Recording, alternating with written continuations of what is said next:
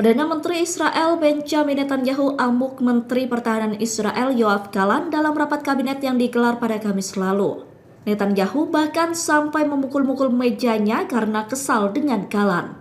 Dilansir dari Al-Mayadin, Netanyahu mengamuk karena Gallant memintanya untuk menyetujui kesepakatan gencatan senjata. Menurut Gallant, kesepakatan gencatan senjata perlu dilakukan. Hal itu karena kesepakatan tersebut bukan hanya tentang mengamankan pembebasan tawanan, tetapi juga keputusan strategis yang krusial bagi Israel. Gallant menilai gencatan senjata bisa mengurangi ketegangan Israel dengan Iran dan Hizbullah, sehingga memungkinkan pasukan pendudukan Israel untuk berkumpul kembali dan mengalihkan fokus ke ancaman lain. Namun usulan tersebut ditolak mentah-mentah oleh Netanyahu. Netanyahu bersikeras melanjutkan perang di Gaza.